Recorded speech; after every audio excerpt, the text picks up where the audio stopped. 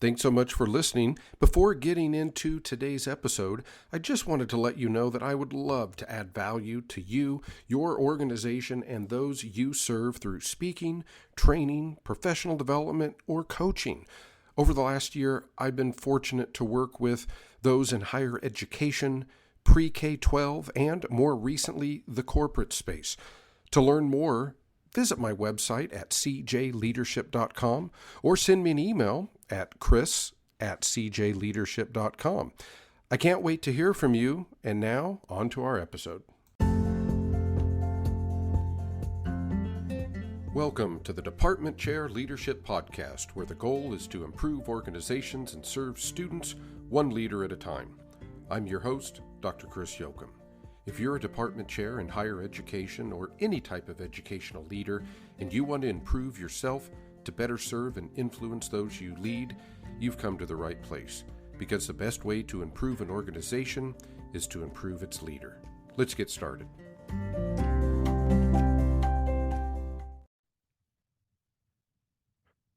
Welcome back, friends, to the Department Chair Leadership Podcast. Hey, as always, I'm so grateful that you're taking time out of your busy day to improve yourself as a leader, which we all know is going to ultimately improve those you serve and your organization.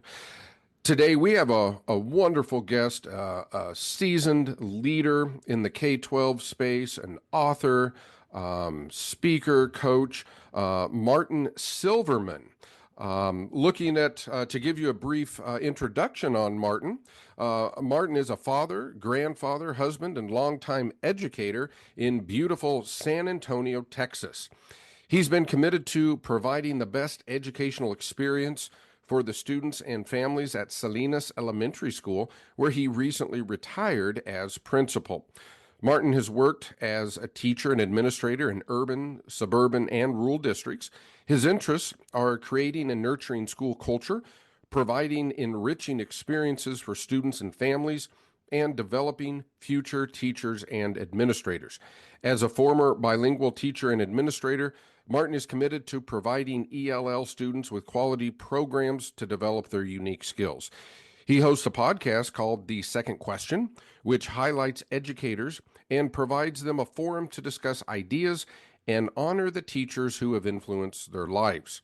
His recent book is called Sustaining Excellence: How Culture Drives Teacher Retention. And I encourage you to get all that, and we'll put that in the show notes.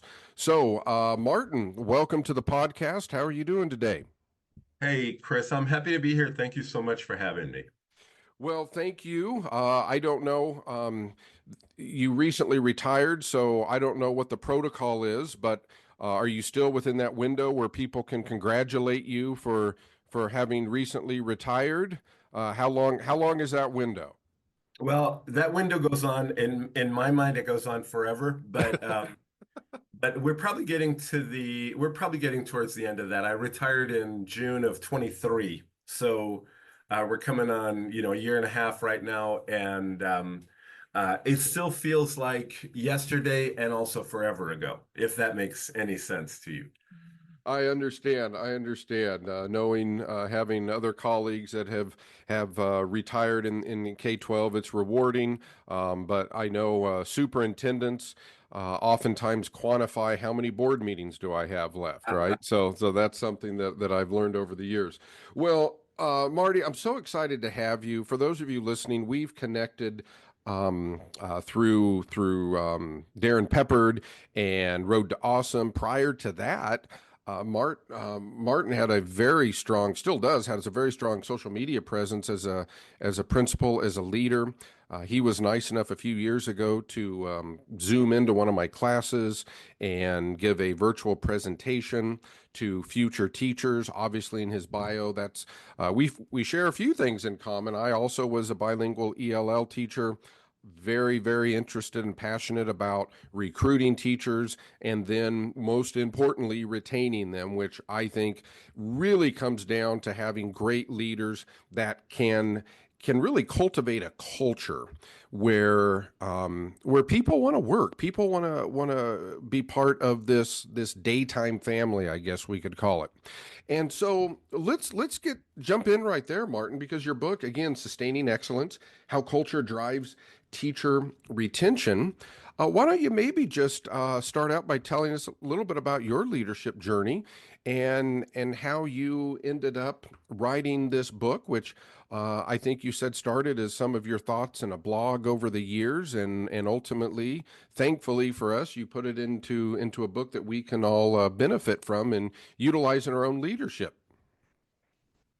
Yeah, so the leadership journey was interesting in that um, I'll start it with the family legend. So I'm the youngest of four kids. I grew up in Brooklyn, New York, and I have three older sisters. And the family legend is that when my sisters would play school, my crib was the principal's office. So, I tell them they imprinted this life onto me. Um, and so, you could say that it was a long time brewing, right? Um, becoming a school leader. But in reality, I started grew up in Brooklyn. I went to college in upstate New York, outside of Syracuse, a city called Oswego, New York. It was a state teachers college at one point, but it expanded like so many schools do. And I had a great experience there. But New York in the early 80s was not a good place to get a teaching job. It just wasn't, there just weren't positions available. And so, being the youngest and the only boy in the family, probably the more adventurous one, I took a job through the mail in Houston, Texas, in Houston ISD. That's where I started my teaching career. And really early on, it was interesting to me that I was a first grade teacher, and there were other first grade teachers that I worked with who had been doing that same job for 30 plus years. And very quickly I realized I don't think, I love this, but I don't know that I could do this for 30 plus years. And so but I was committed, to education and educators. And the path that I saw was in educational leadership. So I started my master's at University of Houston, and after a few years in Houston, I moved to San Antonio to work, and then continued and got my degree at UTSA, University of Texas, San Antonio, to get my master's degree, and then moved into leadership. I worked in education for 40 years total. I did 7 as a teacher and then 33 in administration. And so, a variety of roles. And one of the interesting things was I was a principal young. I was 31 when I became a principal. I was like 28, I think, when I became an AP.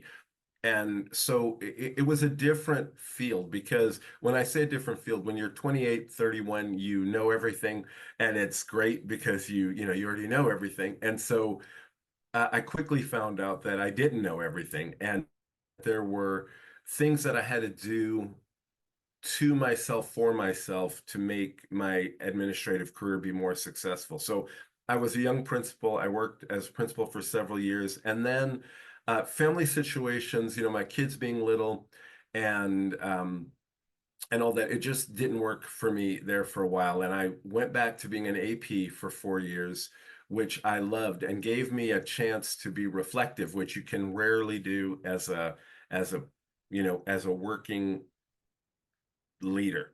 It's hard to be reflect because we have to do all the time. But I worked as an AP under a phenomenal principal for 4 years, and then I ended up moving back. She left the school, and I became principal at that school and stayed principal the rest of my career. And so one of the importance of being able to step back and reflect was a key part of what I would say my leadership development was. And so along those lines, Martin, and again, thank you for your service and career in K-12. Obviously, I'm sure you have seen a lot of changes, and yet at the same time, some things remain the same. Yep.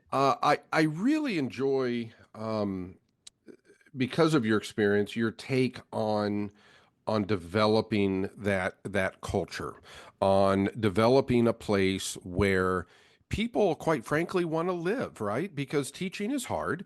Although every job, we call it, I always say, we call it work for a reason, okay? And we choose our hard. If we're gonna work for a living, they pay us for a reason, right? Because we earn our money on the hard days.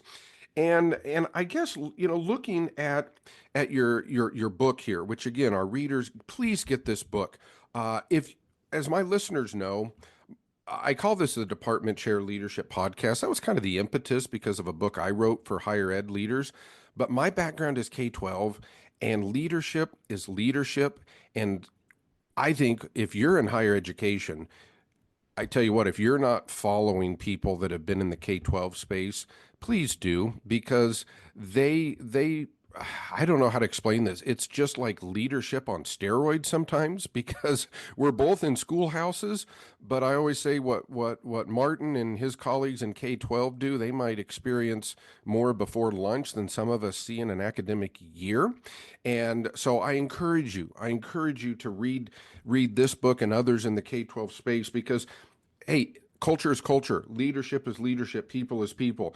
Just to share here, some of the titles that you have here that you talk about are talking about schools need to create family, teachers need real, appropriate autonomy. One here that is so important: manage your workload by managing your calendar, and creating a culture of yes. So, as the author, I'll throw it back to you. But any of those, any parts of the book that you would, for the sake of our listeners, really want to touch on and emphasize in terms of how can I create a better culture? If somebody's struggling with, I need to create a better culture, what are some things that they can take home and what I always say, use on Monday, in addition to getting your book and reading the rest of the story? What are some things that you'd want to share, Martin? Well, and I appreciate that question, Chris, because ultimately, like as a whole, the book is not a theory book at all. It's not, it doesn't contain theory. There was, the research that was done, and I'm putting research in air quotes, was really more sharing of experiences. I tend to be a storyteller, and so I like to share experiences, but I would say that even in writing it, one of the things that struck me about me, right? So I'm talking about being reflective again, was that the idea of the book is there are things within our purview. There are things in our control, and there are things that are not in our control.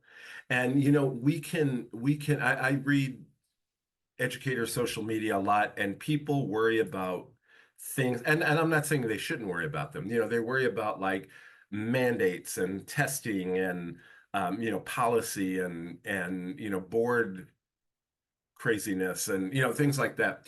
And those are things that we have exactly 0% of control over. And so while we can be reactive to those, you know, and maybe some of us think that like those are things being done to us.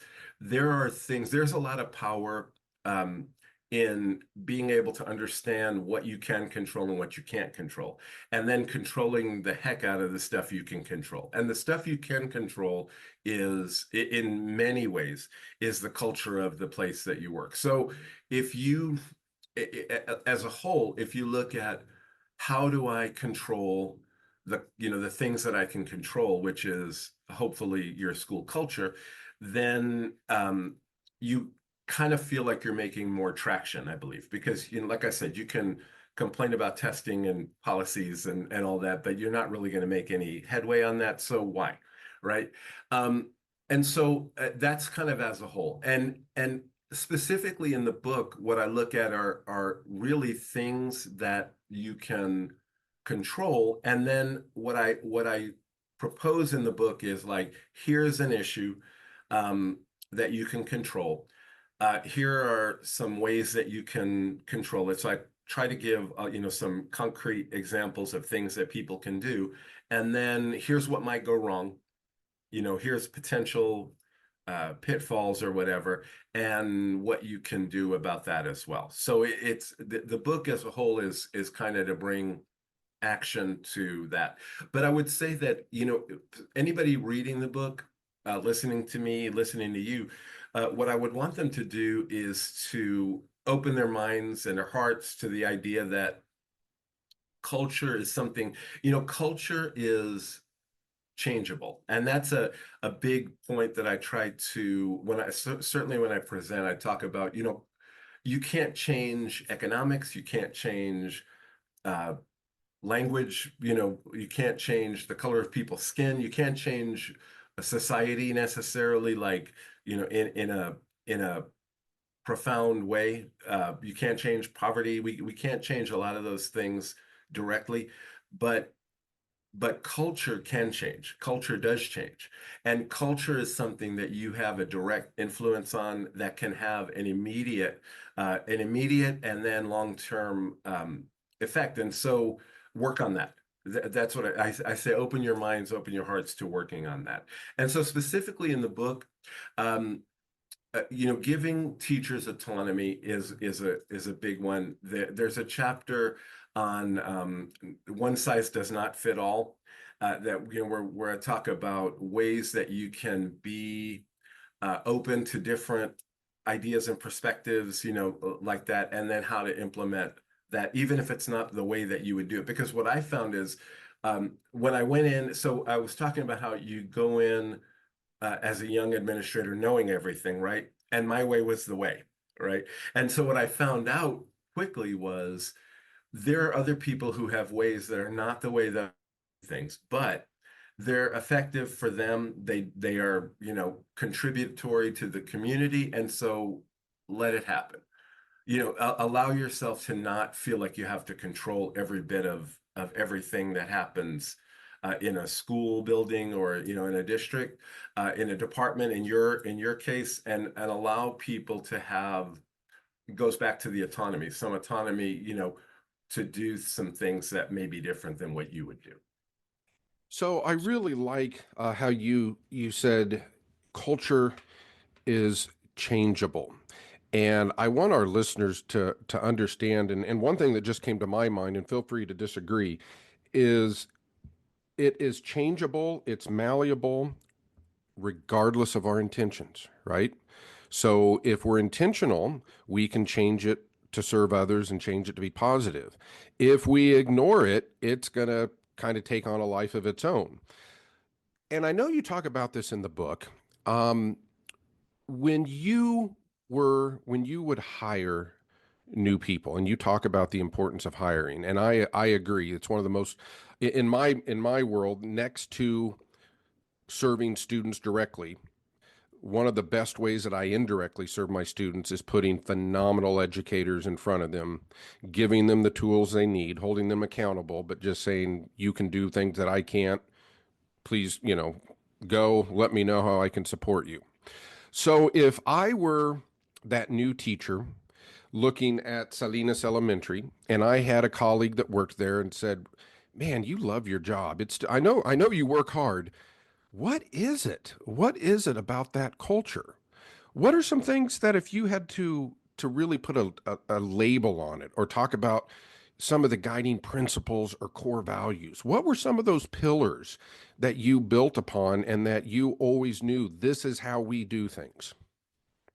Yeah, that's a great question. And I'm going to say that I'm going to answer it beginning by something that I learned. So I was not, I didn't put much stock and importance into how things visually looked when I started as an administrator. And a lot of people would say, and have said, that's fluff. It doesn't, for example, lobby and office decor, right?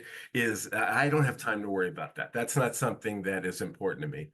But I'm going to tell you that what I learned was that's hugely important. That first impressions of a place, um, first impressions of people who work in a place are go a long way to making your space a space that people want to be in, right? And so what I would say to administrators is the stuff that you think is not important, relook at that and see if it is.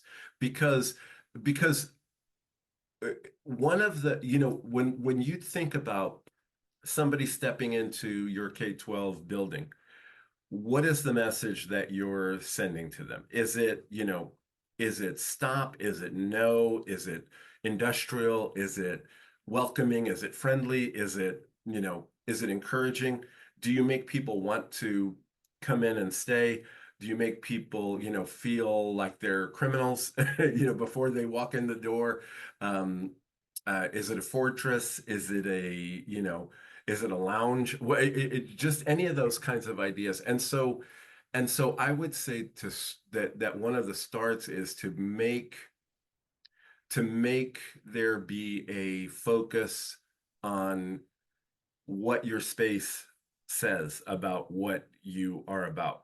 And I will tell you that people, always remember how they feel when they go someplace. Feelings are important.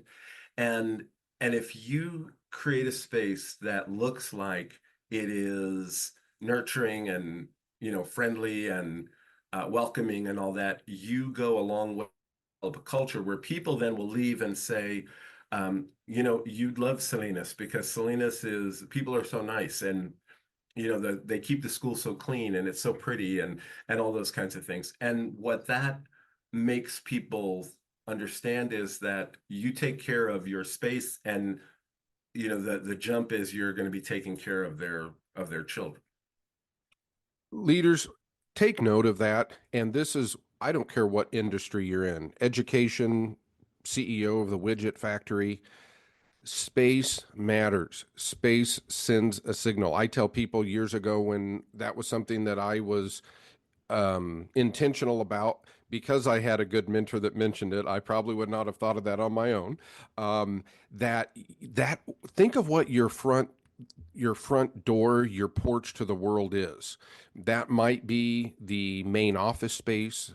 That might be how parents or community members enter the building. And I agree. A little side note: the teachers will get this. As a former high school teacher, one thing that I have learned now in my current role, where a lot of my colleagues used to be elementary teachers, is yes, how things look matter. Are there nice bulletin boards on the wall? Are there things that are welcoming? It really does matter. And so I would encourage all of you to start and say, how do I want people to feel in my culture? And let's start that from a customer service standpoint of how we feel when we walk in the door. So let's drill a little deeper on that then, Martin. And so once once your faculty, once they're on board, what were some of the things that you did, some of your traditions, some of your just inherent rules, I guess, in a good way? This is how we do things. You use the word family in your book. So how would you describe how would you describe that culture and that family? What are some of the things that you agreed upon in terms of how we're going to act, behave, and use our words to treat and serve others? Yeah, and I want to highlight for your listeners that in the book I put the word families in quotes, right? And I put the word families in quotes because family is a charged word. And I used that word because it was the best word that I could think of. And actually, when you read the chapter, you'll see that sometimes I literally meant families. Like I hired, when you go back to when you were talking about hiring, if I have a teacher and she has a sister that's a teacher, I want the sister also. There's a reason for that. I had one family at Salinas I had two sisters, a sister-in-law, a another relative. I can't even think of what the connection was, but people who get along and work together will work together, to do what's best for the school. So sometimes family is literal. I had actually at that school three sets of siblings. I had two brothers that were paras, that were special education paraprofessionals. I had two sets of sisters that were teachers there, and then the one with the extended, and and and I've hired, like, if somebody comes and then they have a roommate, they had a college roommate. When I was developing the bilingual program at the school before Salinas, Hopkins Elementary, I was there for 13 years. Um, at Hopkins, I hired a bilingual teacher. We were just starting the bilingual program. So I was hiring the initial group of teachers. And then, when I hired her, she was like, I have two great college friends, that I went to school with that I'd love for you to consider as well. And so, yes, of course, because they already have a connection, they're going to work together. And what I found was that if the idea of family was that you are people who will work together, you'll also tolerate some of each other's, missteps. It's not going to be, a terrible thing. It's not a personal thing if somebody missteps, but that we're going to help you get through. So I was talking about family in the healthiest of in the healthiest of definitions. But I do note that sometimes families are, don't always function correctly. Sometimes there's dysfunctional families, and so you have to kind of watch out for that as well, like that you're not creating dysfunctional families. Well, and I 100% agree too. In my own, I guess, writing and speaking, I'm also used family is a charged word, and again, we don't want to by any means, say that work is anywhere near our real family. But I do think from just a language standpoint, sometimes that's the best choice, right? At least in the English language, team, family. I was reading a book a while back where they use the word your day family. So again, so yes, if we have listeners that also are somewhat charged by that, just wanted to reinforce that sometimes that's the best word we can find, and hopefully you understand why. So within that, leadership can be scary. Sometimes people that really truly have great potential, one of the things that scares them off is conflict. We know that teachers, while they become very adept at addressing classroom conflict, sometimes are reluctant to do that with adults. Although, part of my theory and research is that actually what works in a classroom will work with any human with some slight modifications. So within that culture, my hunch is part of curating a positive culture is you have to be willing to, I'll say, selectively prune sometimes. And, it's no different than pulling weeds out of your garden. Doesn't mean you dismiss somebody, but you have to address a choice of behavior, right? So, what's your advice? And maybe how did you go about addressing conflict, realizing that that's a necessary component to continue to grow and evolve a positive culture? That's a great question as well, Chris, because I will tell you that I'm going to start by saying that my personality, my way of functioning is I'm sunshine and rainbows, right? I think I expect things to be good unless they are not. And so, and I think that goes a long way. And I think that, as educators, as people, maybe, where maybe all people are this way. We tend to look at, so like I'm thinking as an educator, I was in elementary for all 40 years of my career. And we'll get like testing data back. And the first thing we look at is who didn't do well, right? We focus on who didn't do well. And we focus on the deficits, and we focus on, the what's wrong with our instruction, what's wrong with our, what we eventually hopefully get around to is what we're doing right.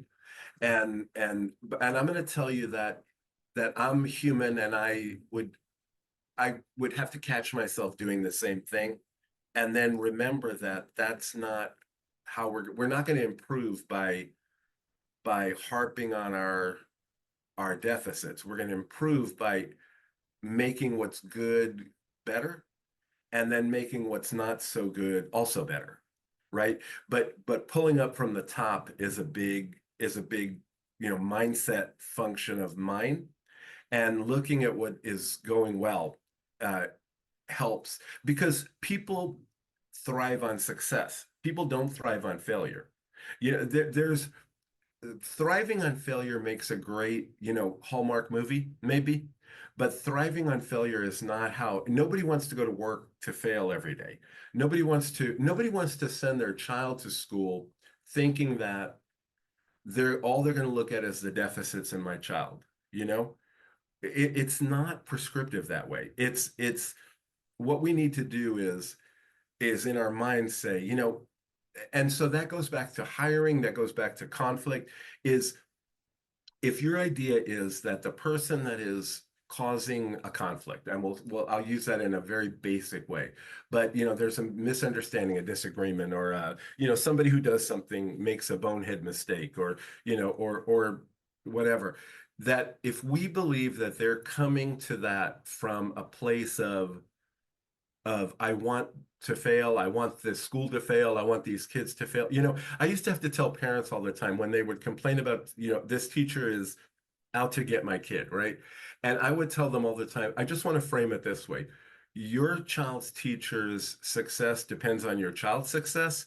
And so they're not going to deliberately, sabotage your kid, because that sabotages them, right? And so if you're saying that this teacher is all about their self, they need your kid to be successful, they need your child to do well. And so yes, things can happen that derail that, but when you come about it that way, when you start looking for the commonalities, the similarities, the positive in most people, and I'm talking about in 40 years, like the number of employees that were deliberately negative, terrible, like on purpose, it's minuscule. I can't even think of two maybe that went to work saying, I'm gonna mess this up today. Like I'm gonna mess up some kids. I'm gonna do some bad stuff today. Most people want to do a good job, and most people want to do what's right.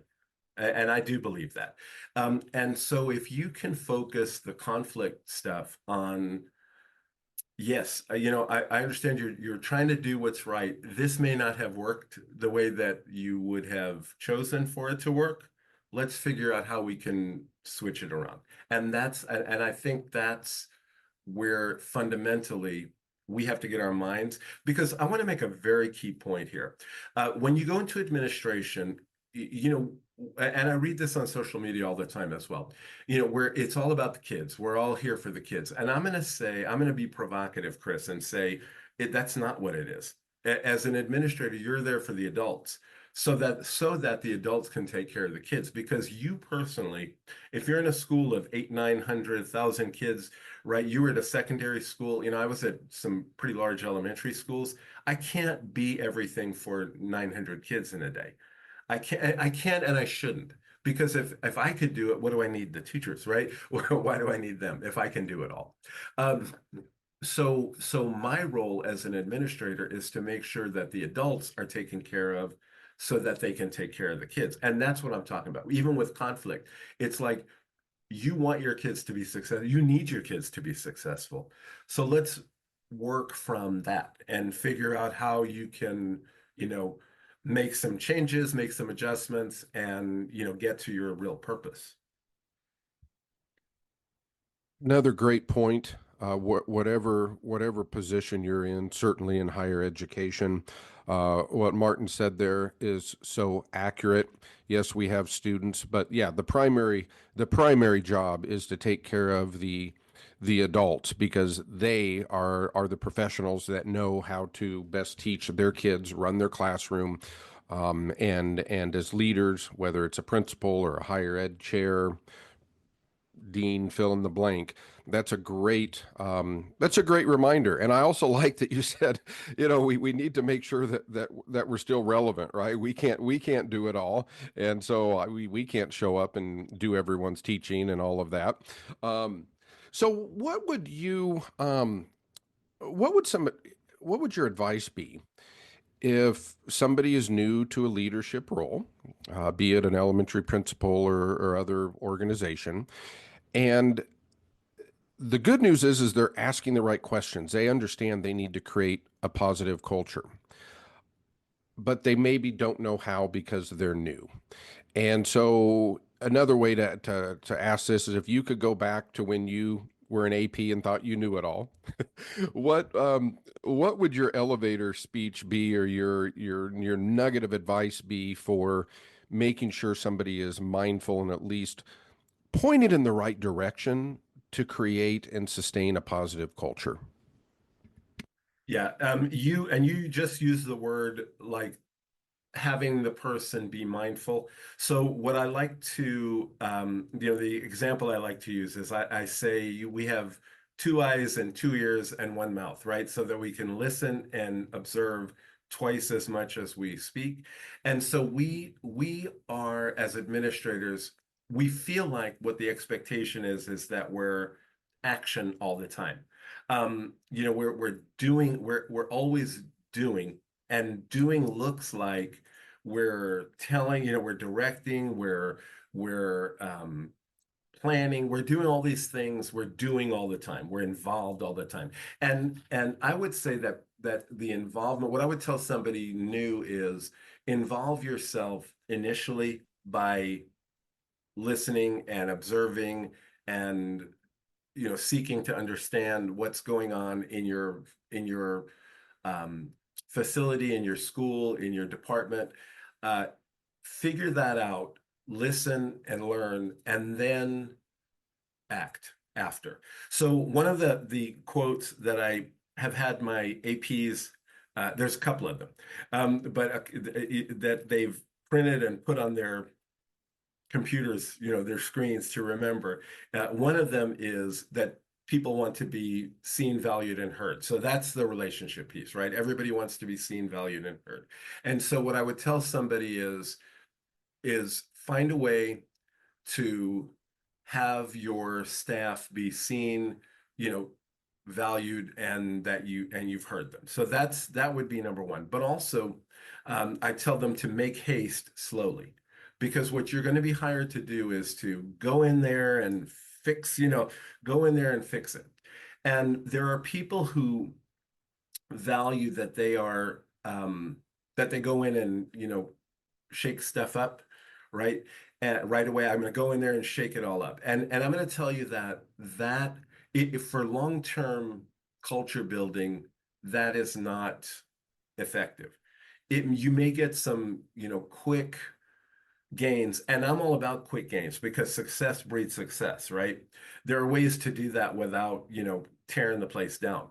But but one of the things I learned is, I went into my first principalship was in a smaller rural district after I'd come out of urban districts, and I'm urban, right? I grew up in the city. So I went into this district and I was like, oh man, there's all this stuff that needs to be changed, and I'm going to just change it. Let's go change it all.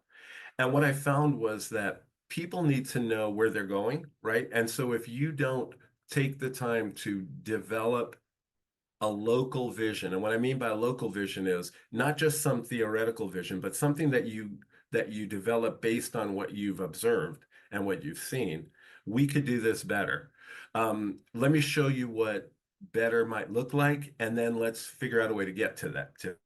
Because if you just go in, I used to work with this brilliant woman in the district that I retired from, who was 5 steps ahead of everybody. And what I used to have to tell her was, that's great, but people need to see the steps to get to, they need to see those 5 steps in order to understand how to get to it. You can't just say like, be this and do this, right? Without people understanding it. So when you make haste slowly, you are definitely on the move, but you're doing it in a deliberate way. You're doing it in a deliberate way. And I think that is the advice I would give people. Don't go in and tear everything up. Find out what the community, expectations are. When I say community, I mean the school and the community. I mean, find out what traditions are dumb but need to stay. And I give examples of that for sure. But they need to stay because it's part of it doesn't hurt anything, and it's part of the culture. So just, keep it going. When you mess with the base of what people feel comfortable with and understand, you have to understand that it's going to get messy for a little while, But if you provide the support because you're doing it in a deliberate way, then cultures can move, pretty rapidly. I think that's so valuable. And please write that down. Rewind your podcast. Is make hay slowly and be mindful. You said it. Don't mess so much with the base. Your job isn't to necessarily tear the house down. Maybe just oversee a renovation, right? Even if it needs it, even if it needs, some houses may need to be torn down, but to tear it down with the people still in it is, is not a key to success for sure. Well, and that's such a great great advice is because I think people with the best of intentions sometimes can Absolutely. come in, certainly from the outside, and hey, I know how we're going to do this. This is how I did it before, and you just come in and you really people live there, right? People, that's where they live. They're connected to the organization personally, professionally. They're connected to the community, and oftentimes the people that are foundational to the organization were sometimes they're going to be there long before the new leader and long after, right? And so I think that's great advice to any leader is make haste slowly, and certainly if it calls for a complete rebuild, make sure the people are out of the house and cared for. And I I love what you say is that they're seen, they're valued, and they're heard. Well, Martin, I really enjoyed our time together. I am going to put your links. You have a personal website. You also have the link to buying your new book, which is can be purchased in hard copy as well. I believe is on Kindle. Again, that is called Sustaining Excellence: How Culture Drives Teacher Retention. It is a great read for anyone that's in any form of leadership, but certainly if whether you're in the K-12 space or higher education, I promise you there are great takeaways and things that you can apply to the folks that you serve immediately. So, Martin, thank you for taking time to join us and to speak into our listeners. I've really enjoyed our time together today. Well, same here, Chris, and I appreciate the opportunity to chat, and I love to talk about culture building, and so thank you for giving this retired guy that opportunity.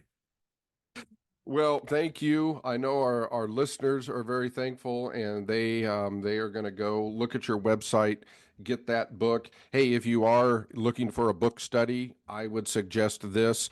I not to volunteer, but I think Martin's the type of person. If you were to reach out, he would probably be willing to work with you in some capacity and assist because what better way to train yourself and others with a book that the author can come alongside and assist with. So, Martin Silverman, again, thank you.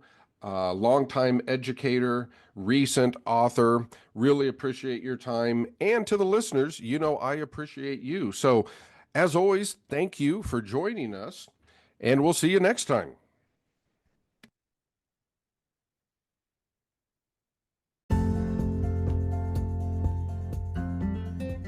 Thank you for listening to the Department Chair Leadership Podcast.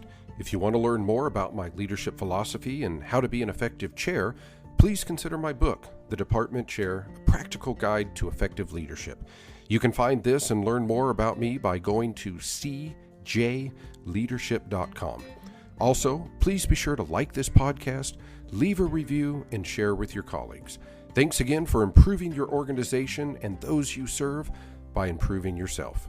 Take care.